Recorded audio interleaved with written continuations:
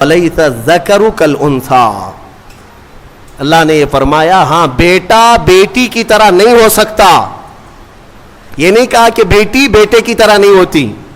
قرآن کہتا ہے بیٹا بیٹی کی طرح نہیں ہو سکتا.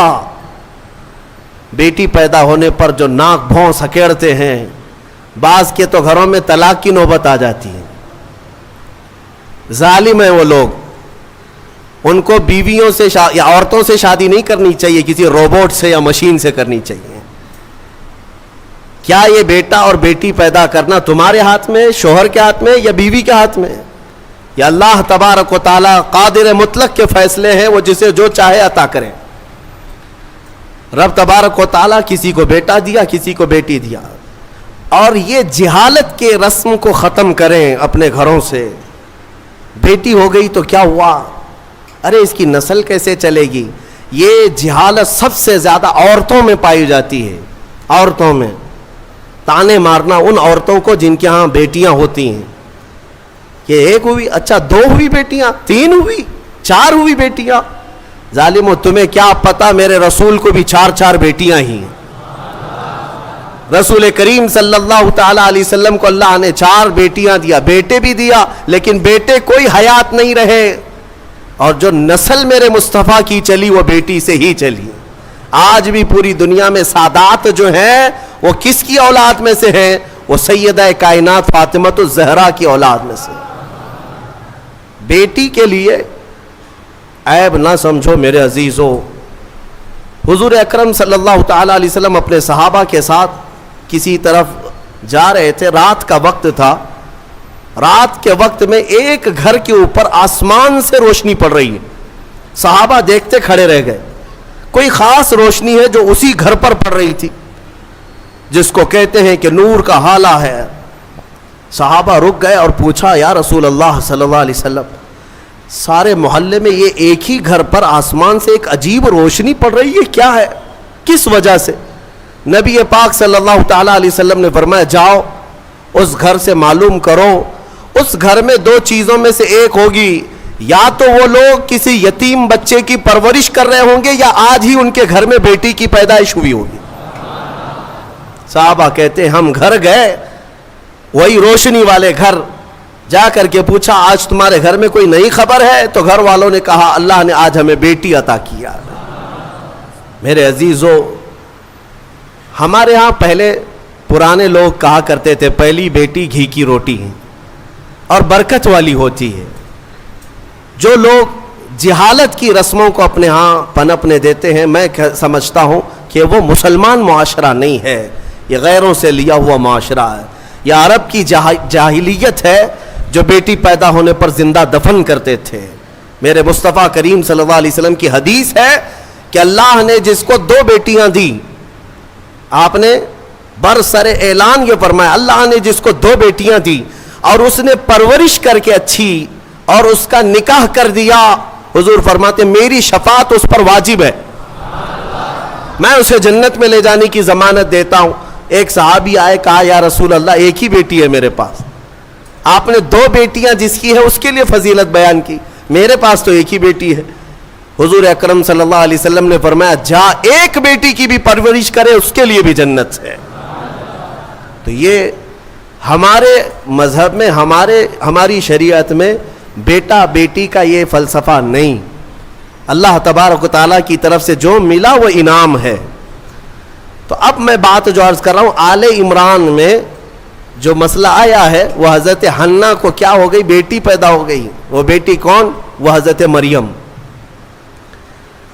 عمران اور حنہ ان کو اولاد نہیں تھی، نظر کیا بیٹا ہوگا تو وقف کریں گے بیت المقدس میں، لیکن بچے کی ولادت میں دیکھا کیا پیدا ہوئی؟ بیٹی پیدا ہوئی. بیٹی کا نام انہوں نے رکھا مریم. اور پھر اللہ تعالیٰ کی بارگاہ میں اس کے لیے دعائیں بھی کی کہ اے اللہ اس کو شیطان رجیم سے ہمیشہ محفوظ رکھ. پھر وہ چھوٹی سی بچی کو لے کر کے یہ دونوں ماں باپ بیت المقدس میں آئے، مسجد اقصی میں آئے. بیت المقدس مسجد اقصی آج بھی فلسطین میں ہے، جس کو ہم قبلہ اول کہتے ہیں. وہاں پر حضرت زکریا علیہ السلام اللہ کے نبی امام تھے، اور پوری بیت المقدس کے متولی بھی تھے، تمام چیزیں انہی کے سپرد ہوا کرتی. حضرت زکریہ علیہ السلام کے ہاں لا کر کے انہوں نے دے دیا اور کہا ہماری ایسی ایسی منت تھی، نظر تھی، اللہ تعالیٰ نے ہمیں بیٹی دیا اور ہم بیت المقدس میں وقف کرنے کے لیے لائے ہیں. حضرت زکریہ علیہ السلام نے بیٹی کو لے لیا. اب میں آپ کو بتاؤں، زکریہ علیہ السلام کی عمر بھی کافی ہو چکی تھی، بال سفید ہو چکے تھے اور ان کو بھی اولاد نہیں تھی. زکریہ علیہ السلام کو بھی اولاد نہیں تھی، بڑھاپا ان کا بھی تھا. آپ نے بیٹی کو گود لے لیا اور بیت المقدس میں رکھ دیا، کہا کہ ٹھیک ہے جاؤ تمہاری منت پوری ہو گئی، میں اس کی پرورش کرتا ہوں. یہ حضرت بی بی مریم کی پرورش اللہ کے گھر میں ہو رہی ہے. ایک محراب خاص کر دیا گیا بی بی مریم کی تربیت کے لیے. ایک نماز پڑھنے کے جیسے محراب ہے، ایک محراب حضرت بی بی مریم کا مسجد اقصی میں خاص ہو گیا. میں کیوں محراب کا ذکر کر رہا ہوں؟ توجہ چاہتا ہوں. قرآن میں اس محراب کا ذکر آیا ہے، اس محراب کا ذکر آیا ہے. بی بی مریم کو اس محراب کے اندر رکھا گیا. وہ آج بھی بیت المقدس میں موجود ہے، محراب مریم، اس کو محراب مریم کہتے ہیں، آج بھی ہے. وہاں پرورش کے لیے رکھا گیا. ارے دودھ پیتی بچی، اور اس کے بعد جب بڑھنے لگی تو کئی دن تک آپ نے پرورش فرمائی، سال 2 سال تک. تو 2 سال کے قریب غالباً ان کی عمر تھی حضرت بی بی مریم کی. اب قرآن کہتا ہے کلما دخل علیہا زکریا المحراب وجد عندها رزقا. جب جب حضرت زکریا مریم کے محراب میں جاتے تو الگ الگ قسم کے پھل وہاں پر دیکھتے تھے. بے موسم کا پھل، آم کا سیزن نہیں آم موجود ہے، انگور کا موسم نہیں انگور موجود ہے، بغیر موسم کے بھی وہاں پھل موجود ہوتے تھے، قسم قسم کا رزق وہاں ہوتا تھا. حضرت زکریہ علیہ السلام حیران ہو کر پوچھتے ہیں قال یا مریم انا لکی ھذا، اے مریم یہ سب تیرے پاس کہاں سے آتا ہے؟ قالت، حضرت سیدہ مریم نے کہا ان اللہ یرزق من یشاء بغیر حساب. قالت هو من عند اللہ، وہ کہتی یہ سب اللہ کی طرف سے ہے، اللہ جسے چاہتا ہے بے حساب رزق دیتا. بات ہو گئی حضرت بی بی مریم کو. اب جو نکتہ مجھے بتانا ہے توجہ چاہتا ہوں. تفسیر سننے کا اسی میں لطف ہے کہ تفسیر سننے کے بعد آپ کا عقیدہ بھی مضبوط ہو جائے، ایمان میں اضافہ بھی ہو جائے، اور یہ پتا چلے کہ سنیو تم حق جماعت پر ہو. قرآن پاک کی تفسیر سننے کے بعد یہ یقین بھی تو تمہیں ہو جانا چاہیے. بی بی مریم کہتی ہے یہ اللہ کی طرف سے ہے، رزق آتا ہے. حضرت زکریا نے دیکھا کہ بی بی مریم کو چھوٹی عمر میں اللہ غیب سے رزق دیتا ہے. اب کیا کیا حضرت زکریا جو خود مسجد کے امام ہیں، اللہ کے نبی ہیں، سب کو پتہ ہے حضرت زکریا علیہ السلام اللہ کے نبی ہیں، عمر دراز ہو چکی، لوگوں کو عبادت وہ کراتے تھے، اللہ تبارک و تعالیٰ کی طرف انسانوں کو وہ بلاتے تھے. لیکن بی بی مریم کو دیکھنے کے بعد انہیں بھی اولاد کی خواہش ہو گئی، انہیں بھی اولاد کی خواہش ہو گئی. ہوتا ہے ایسے کہ کئی سال تک بچے نہ ہوں تو آدمی کمپرومائز کر لے کہ چلو اب تو نہیں ہونا ہے، لیکن کبھی بڑھاپے میں جانے کے بعد پھر خواہش پیدا ہو جائے، یہ تو صرف نبیوں کی شان ہے. حضرت زکریا علیہ السلام کی خواہش ہوئی کہ کاش مجھے بھی اولاد ہوتی. تو کیا کیا حضرت زکریا علیہ السلام نے؟ مسجد اقصی بیت المقدس کے امام، قرآن کہتا ہے ہنالک دعا زکریا ربہ قال رب ہب لی من لدنک ذریۃ طیبہ انک سمیع الدعاء. حضرت زکریا علیہ السلام کے بارے میں قرآن کہتا ہے حضرت زکریا علیہ السلام بی بی مریم جہاں بیٹھتی تھی اس محراب میں آ کر کھڑے ہوئے اور اس محراب میں کھڑے ہو کر دعا کرتے اے اللہ مجھے بھی نیک اولاد تو عطا کر دے. تو ہر ایک کی دعا سننے والا ہے. فنادته الملائکۃ وهو قائم یصلی فی المحراب ان اللہ یبشرک بیحییٰ. قرآن کہتا ہے حضرت زکریا علیہ السلام ابھی اسی محراب میں کھڑے ہو کر دعا کر ہی رہے تھے. اللہ نے فرشتے کو بھیجا، جاؤ زکریا کی دعا قبول ہے، انہیں بیٹا ہی نہیں نبی کی شکل میں یحییٰ علیہ السلام دیا جائے گا. صرف بیٹا ہی نہیں، یحییٰ بیٹا دے دیا گیا. ٹھیک ہے، دعا قبول فوراً. اور حضرت زکریا علیہ السلام کا بھی بڑھاپا ہے، بال سفید ہے، انہوں نے خود بیان کیا ہے، ان کی باتیں بھی قرآن پاک میں آئی ہیں کہ آپ نے یہ کہا ہے کہ اب میں بوڑھا ہو گیا، بال میرے سفید ہو گئے. سورہ مریم کی آیتوں میں ہے. اب مجھے عرض یہ کرنا ہے، حضرت زکریا علیہ الصلاۃ والتسلیم وہاں مریم کی محراب میں جا کر کیوں دعا کی؟ پوری مسجد ہے نا بیت المقدس، پوری مسجد ہے، کسی بھی علاقے میں بیٹھ کر کے دعا کرتے، کسی بھی خطے پر، کسی بھی مصلی پر. مریم جہاں ہے اس مصلی پر یا اس محراب پر کیوں کھڑے ہو کر دعا کیا؟ یہی سنیوں تمہیں عقیدہ میں بتانا چاہتا ہوں، اللہ والے جہاں ہوتے ہیں وہاں دعائیں قبول ہوتی ہیں. اجمیر میں جا کر دعا کرنے کے لیے اعلیٰ حضرت فاضل بریلوی رضی اللہ تعالیٰ عنہ نے فتاوی رضویہ شریف میں لکھا ہے، ہندوستان میں اگر کچھ علاقے ہیں جہاں پر دعائیں تیز قبول ہوتی ہیں تو ان میں ایک جگہ ہے خواجہ اجمیری غریب نواز کا دربار. اعلیٰ حضرت نے لکھا ہے. میرے عزیزوں، کیوں؟ یہ قرآن سے ثابت ہے. لوگ یہی کہتے ہیں نا اولیاء کے دربار میں جا کر کے پکارتے ہو، کیا مسجد میں نہیں پکارے؟ زکریا علیہ السلام سے کہو، وہ خود مسجد کے امام تھے، مصلی پر اپنے بیٹھ کر کے دعا کرتے. نہیں، نبی نے بھی یہ سکھایا کہ اللہ تبارک و تعالی جسے پسند کرتا ہے اس جگہ کھڑے ہو کر دعا کرو گے تو اللہ دعا قبول فرماتا ہے. ہاں، اللہ تبارک و تعالی کو یہ پسند ہے ہاں بے ان کے واسطے خدا کچھ عطا کرے. اب یہاں سے بریلی کے امام کہتے ہیں جو حضور پاک صلی اللہ تعالیٰ علیہ وسلم کے وسیلے کے منکر ہیں، ان سے بھی کہتا ہوں بے ان کے واسطے خدا کچھ عطا کرے. ہاشا، غلط غلط، یہ ہوس بے بصر کی ہے. ہاں، تم خام خیالی میں ہو حضور کو چھوڑ کر کے تمہیں کچھ مل جائے. قرآن نے بھی تمہیں یہی کہا ہے، محبوبوں کے دربار میں کھڑے ہو کر دعا کرو گے تو اللہ وہ دعائیں قبول فرماتا ہے. میرے عزیزو، یہاں پر ایک اور بات میں عرض کرتا ہوں. ابھی یہ تفسیر آئی نہیں ہے لیکن وقت سے پہلے میں موضوع سے متعلق ہے اس لیے عرض کرتا ہوں. موضوع سے متعلق ہے اس لیے کہ حضرت موسیٰ علیہ الصلاۃ والتسلیم کا وہ واقعہ یاد کریں جب فرعون کا لشکر پیچھا کرنے لگا موسیٰ علیہ السلام کی جماعت کا. آپ مومنین کی جماعت کو لے کر چل پڑے. سامنے سمندر، پیچھے 1,00,000 کے قریب فرعون کا لشکر. کدھر جائیں؟ ادھر سمندر ہے، ادھر دشمنوں کا لشکر ہے.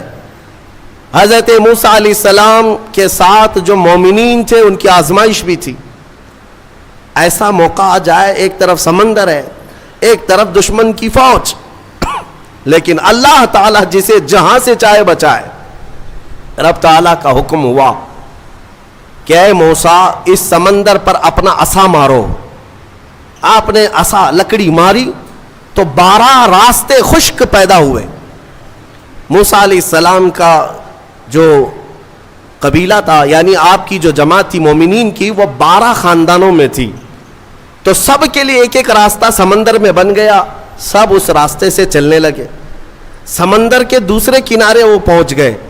فرعون نے دیکھا راستہ کھلا ہوا ہے، ہم بھی چلتے ہیں. فرعون موسیٰ علیہ السلام کے یہ کھلے ہوئے راستوں کے درمیان آ گیا. بیچ سمندر میں فرعون کی فوج پہنچی تھی، سمندر کو واپس ملا دیا گیا. فَغَشِيَهُمْ مِنَ الْيَمِّ مَا غَشِيَهُمْ، قرآن کہتا ہم نے ڈھانک دیا سمندر کو جیسے ڈھانکنا ہے، تو غرق ہو گئے ہمیشہ کے لیے. فرعون ختم ہو گیا، برباد ہوا. موسیٰ علیہ السلام اپنے ایمان والوں کو لے کر دوسرے کنارے پر آئے. جو بات عرض کرنا ہے اس کے لیے مجھے تھوڑی تفصیل بتانی پڑ رہی ہے، پورا ذہن میں آ جائے آپ کے. دوسرے کنارے آئے. موسیٰ علیہ السلام نے شکرانہ ادا کیا. یہ عاشورہ کا دن تھا. پھر آپ کوہ طور پر چلے گئے. موسیٰ علیہ السلام جب آپ پر تورات نازل ہو رہی تھی، حضرت موسیٰ علیہ السلام 40 دن کے لیے گئے تو ہوا کیا، ان کی قوم میں سامری نام کا ایک شخص تھا جو موسیٰ علیہ السلام کے خاندان کا تھا. اس نے کیا کیا، سارے لوگوں کے پاس جو جو سونا چاندی تھا سب اکٹھا کیا اس کو پگھلایا، میلٹ کیا اور اس سے ایک بچڑا بنایا، گائے کا بچڑا بنایا، اور اس کے بعد اس کی کلا کیا تھی یہی بتانا مجھے ہے، اس بچڑے کو بولنے کے قابل بنا دیا۔ میاں سونا اور چاندی کا وہ بچڑا بولتا تھا۔ اندازہ کرو، یہ سیل اور بیٹری کا زمانہ نہیں ہے کہ آج کے کھلونے جیسے بولتے ہیں، آپ کو تعجب نہیں ہوگا، لیکن وہ 3000 سال پہلے اگر بچڑا بولتا ہو بغیر سیل کے، بغیر بیٹری کے، اور کوئی نہ ٹیپ ریکارڈ اس کے اندر کوئی چیز نہیں، لیکن بولتا تھا، تو قوم گمراہ ہو گئی۔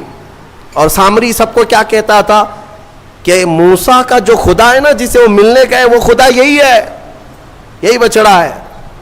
یہ بچڑے کی پوجا وہیں سے شروع ہوئی تھی، اور جو گمراہ ہوئے وہ عبادت میں لگ گئے، اور ایسی عبادت، اسی کے پاس اعتکاف، اسی سے نظر، منتیں، سب بچڑے کے پیچھے لگ گئے کہ تو ہی ہمارا سب کچھ ہے، ہمارا فلاں کر دے، ہمارا فلاں کر دے۔ بچڑا بولتا بھی تھا۔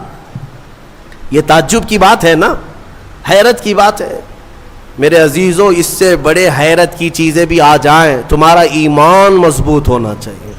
آج کے زمانے میں کہتا ہوں، اگر کوئی جھاڑ، اگر کوئی درخت بولنے بھی لگ جائے اور تمہیں اپنی طرف بلائے کہ میرے اندر خدا چھپا ہے، آ جاؤ، اے ایمان والو، تمہارا ایمان مضبوط ہونا چاہیے، اور ہرگز اس طرح کی حرکتوں پر یقین نہ کرو، بلکہ یہی تسلیم کرو، پوری دنیا بھی عجوبے دکھائے، میں یہ تسلیم نہیں کر سکتا، میرا خدا تو اللہ ہی ہے، اللہ الصمد، وہ بے نیاز ہے، وہ ہماری آنکھوں میں نظر نہ آئے گا۔ ہم دنیا میں اس طرح بہت سارے لوگ ابھی گمراہ کرنے والے لوگ آئے ہیں، سامری کی طرح، ابھی بھی بہت سارے ہیں، سوشل میڈیا میں بھی بہت سارے سامری گھسے ہوئے ہیں جو سنیوں کے عقیدے کو کیپچر کر رہے ہیں کہ خدا ہمارے پیر صاحب کے اندر آیا ہے۔ کبھی کوئی پیر صاحب مرید کرنے سے پہلے یہ بتا دیتے ہیں میں تمہیں خدا دکھا کر مرید کروں گا، اور کہاں دکھاتے ہیں؟ ارے بکرے کے بھیجے میں دکھاتے ہیں۔ ہاں، یہ سنا ہے آپ نے؟ ایک صاحب ہمارے پاس آئے، انہوں نے کہا تھا ہمارے پیر صاحب اس وقت تک مرید نہیں کرتے جب تک خدا کو نہیں دکھاتے۔ ہم نے کہا کہاں دکھاتے؟ کہا بکرے کے بھیجے میں دکھاتے۔ کیوں؟ پیر صاحب کا فیورٹ ہے یہ بھیجے میں ہی؟ یہ مجھے فلسفہ نہیں سمجھ میں آیا، بھیجے میں کیوں دکھایا جاتا ہے؟ نعوذ باللہ من ذالک، نعوذ باللہ۔ رسول کریم صلی اللہ تعالی علیہ وسلم کے علاوہ دنیا میں کسی نے یہ دعویٰ نہیں کیا کہ میں نے اپنی کھلی آنکھوں سے اللہ کو دیکھا ہے، کسی نے یہ دعویٰ نہیں کیا۔ ہاں، عالم خواب میں، عالم وجد میں اگر اللہ نے اپنی تجلیات کسی ولی کو دکھایا تو اس کا ہم انکار نہیں کرتے، لیکن یہ جو حرکتیں ہیں یہ گمراہی ہے میرے عزیز، یہ گمراہی ہے۔ تو سامری نے یہ کام کیا۔ بات طویل ہو جا رہی ہے، جو بات کہنی تھی مجھے وہ بہت قریب میں لے آتا ہوں۔ سب پوجا پاٹ میں لگ گئے، عبادت میں لگ گئے، اللہ کی عبادت سے دور بچڑے کی عبادت میں لگ گئے۔ موسیٰ علیہ السلام جب واپس آئے تو دیکھا ان کی قوم گمراہ ہو چکی ہے۔ 40 دن کا جو گیپ تھا نا، یہ قوم کو گمراہ کر گیا۔ اسی لیے بزرگوں نے فرمایا کہ جو عالم دین ہے یا مبلغ اسلام ہے وہ اپنی قوم سے زیادہ دور نہ رہا کرے، قوم کے اندر ہمیشہ نصیحت کرنے والا ہونا چاہیے، ورنہ گمراہ ہو جائے گی۔ موسیٰ علیہ السلام کی قوم جب گمراہ ہوئی تو موسیٰ علیہ السلام جلال میں آئے، اور حکم تو ان کے لیے بہت سخت نازل ہوا جو بچڑے کی پوجا میں لگے۔ سامری کو پکڑا موسیٰ علیہ السلام، کہا یہ بتا تو نے یہ کیا کیسے؟ بات جو کہنی ہے وہ یہی ہے۔ کہا تو نے یہ کیسے کیا؟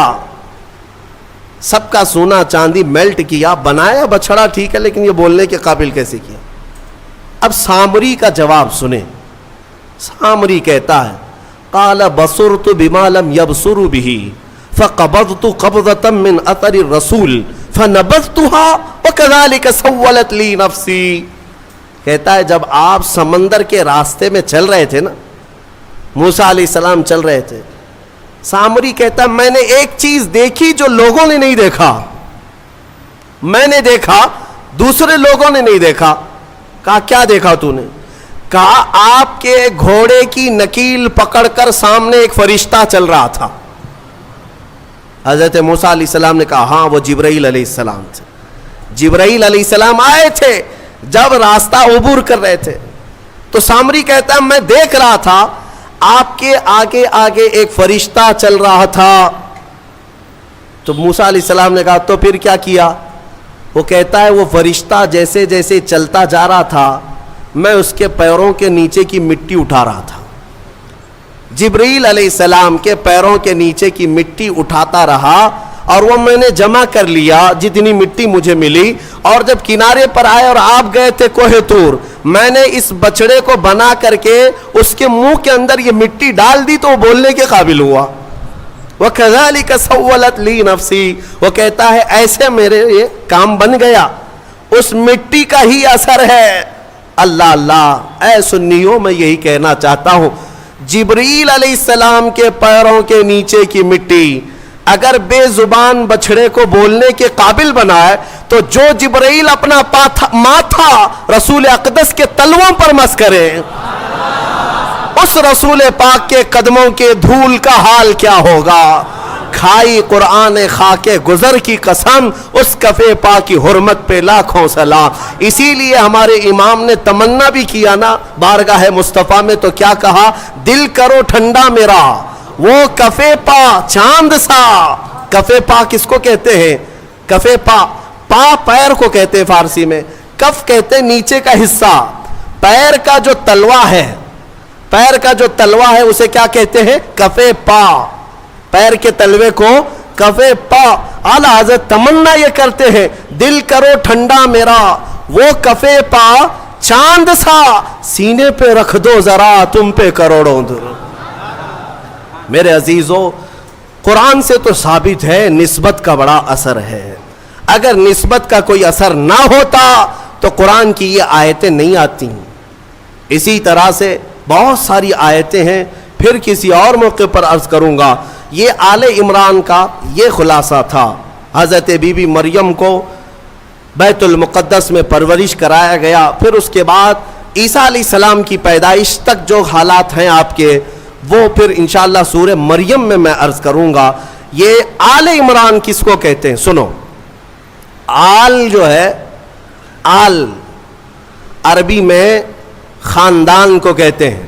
بڑا خاندان ہو تو اس کو آل کہتے ہیں. اب عمران کی آل میں کتنے لوگ ہیں؟ عربی میں ایک کو واحد, ایک کو واحد, دو ہوں تو تثنیہ, اور دو سے زیادہ تو جمع, اور اسی کو آل کہتے ہیں. باقی ساری لینگویج میں, انگلش میں ایک کو سنگل, ایک سے زیادہ ہو تو پلورل. صحیح کہہ رہا ہوں؟ اردو میں بھی ایک ہو تو واحد, ایک سے زیادہ ہو تو جمع, لیکن عربی کا گرامر الگ ہے. عربی میں ایک ہو تو اسے واحد, دو ہو تو اس کے لیے ایک لفظ ہے تثنیہ. دو کو جمع نہیں کہتے عربی میں, دو کو جمع نہیں کہتے. دو سے زیادہ ہو تو عربی میں اس کو جمع کہتے ہیں. اور آل کے لیے جمع ہونا ضروری ہے, دو سے زیادہ ہونا چاہیے, تب اس کو کیا کہتے ہیں؟ آل. لیکن یہاں پر ایک مسئلہ ہے, حضرت عمران کی آل میں کتنے لوگ ہیں؟ آل کیوں کہہ رہا ہے قرآن؟ حضرت عمران کی ایک بیٹی بی بی مریم, ایک بیٹی بی بی مریم, اور مریم کا ایک بیٹا عیسیٰ علیہ السلام. اس کے بعد اولاد ہے؟ ایک بیٹی ہے, ایک نواسا ہے. لیکن قرآن ان کو کیا کہہ رہا ہے؟ آل عمران. بات سمجھ میں آ رہی ہے؟ آل عمران. ہم نے یہ گرامر اور قواعد کو پوچھا کہ جمع ہو تو آل کہا جاتا ہے, یا دو کو ہی آل کہہ رہے؟ بی بی مریم اور حضرت عیسیٰ یہ دو ہی مل کر کے عمران کی آل ہو گئے. تو مفسرین نے فرمایا یہ قاعدہ اپنی جگہ پر, لیکن اے لوگو, اگر کوئی خاندان میں سب سے زیادہ شریف ہو تو ایک بھی جو ہے وہ 1000 کے برابر ہوتا ہے. حضرت عمران کی آل میں ایک بی بی مریم ہے جو سب سے پاک خاتون ہے, اور ایک نواسا ہے جو اللہ تعالیٰ کی طرف سے ایک ایسی آیت اور نشانی لے کر کے آیا, دنیا میں اس کا مثل کوئی نہیں. وہ عیسیٰ علیہ السلام بغیر باپ کے پیدا ہوئے, اس نشانی کو دنیا میں کہیں اور دیکھا آپ نے؟ تو دو ایسی اولاد ہے جس کی وجہ سے قرآن نے ان کو آل عمران کہا. اس سورے کی بڑی برکت ہے. اس میں کچھ آیتیں ہیں, اس سے قبل بھی میں نے تفسیر میں بتایا تھا. آیت نمبر میں آپ کے سامنے ذکر کر دیتا ہوں تاکہ اس کے فوائد معلوم ہو. جب کبھی آپ کی گھر میں عورتیں حاملہ ہوں یا بچے کی ولادت کے اوقات آ جائیں تو ان آیتوں کی تلاوت جاری رکھیں. نیک و صالح اولاد پیدا ہوگی, نیک و صالح اولاد پیدا ہوگی. یہ سورہ آل عمران کی جو آیتیں ہیں. اور دو آیتیں ایسی بھی میں آپ کو بتا دیتا ہوں. مفسر شہیر حکیم الامت نے فرمایا اگر کوئی قرض کے بوجھ سے پریشان ہے اور تنگ دستی کا شکار ہے, مال میں کمی, اسباب میں کمی, روزگار نہیں, یا اس پر بوجھ ہے مال کا, تو اس کے لیے فرمایا دو آیتیں. یا پھر کسی حاکم سے ڈر لگتا ہے, حاکم سے ڈر لگتا ہے اور کسی کے پکڑنے کا خوف لگتا ہے, لیکن تم صاف ہو. یہ دو آیتیں اگر عشاء کی نماز کی آخری 2 رکعت نفل میں 5 مرتبہ پڑھو گے تو اللہ ساری محتاجی دور فرمائے گا. یہ میرے تجربے کی بات بتا رہا ہوں. الحمدللہ میرا اس پر عمل بھی ہے, ورد بھی ہے. اور ان آیتوں کی برکت سے ہم نے دیکھا کہ بڑے بڑے ظالموں سے کبھی خوف نہیں محسوس ہوتا. اللہ تعالیٰ نے دل کو مضبوط رکھا ہے, دل کو مضبوط رکھا. یہ آیتوں کی برکت ہے. میں وہ دونوں بتاتا ہوں. پہلے وہ آیتیں جو سورہ مریم کی ہیں جس میں اللہ تبارک و تعالیٰ نے حضرت بی بی مریم کی ولادت کا جو ذکر فرمایا. آیت نمبر 33 نہیں, آیت نمبر 35, آیت نمبر 36, آیت نمبر 37. یہ 3 آیتیں ہیں. 35, 36, 37 سورہ آل عمران کی یہ 3 آیتیں ہیں. عورتوں کو اس کی تلاوت کرنے کے لیے آپ کہا کریں. اور اگر درد کی شدت بڑھ جائے کبھی ولادت کے وقت میں, ان 3 آیتوں کا ورد کریں, انشاءاللہ سارا درد نکل جائے گا اور اللہ اسے راحت عطا فرمائے گا اور اس پر اسے اجر بھی عطا فرمائے گا. جو بھی بچہ ہوگا انشاءاللہ نیک و صالح ہوگا. اور جو دوسری آیتیں میں نے بتائی جس کے اللہ تبارک و تعالیٰ نے رزق کی وسعت رکھی اور محتاجی سے محفوظ رہنے کے لیے بزرگوں نے فرمایا, یہ ہے آیت نمبر 25 اور 26. آیت نمبر 25 اور 26 یہ سورہ آل عمران کی. یہ 2 آیتیں اگر عشاء کی آخری جو 2 رکعت نفل ہوتی ہیں, پہلی رکعت میں 5 بار, دوسری رکعت میں 5 بار پڑھے, پھر آپ کو خود تجربہ شاہد ہو جائے گا. خود تجربہ کر کے دیکھ لیں. آیتوں کا اگر میں ورد کروں تو بھی آپ کو پتہ چل جائے گا کہ ان آیتوں میں کیا ہے. قل اللہم مالک الملک تؤتی الملک من تشاء وتنزع الملک ممن تشاء وتعز من تشاء وتذل من تشاء بیدک الخیر انک علی کل شیء قدیر. یہ آیتیں ہیں جس میں اللہ تعالیٰ نے یہی فرمایا کہ اللہ جسے چاہے ملک عطا کرے اور جس سے چاہے ملک کو چھین لے, اور جس سے چاہے عزت عطا کرے, جسے چاہے ذلت دے. ساری خیر اللہ تیرے دست قدرت میں ہے, تو ہر شے پر, ممکن شے پر قادر ہے. تو یہ آیتوں کا ورد میں یہاں آپ کو یہ کہہ رہا ہوں. آج کی تفسیر کے لیے اتنا ہی ہے. ایک آیت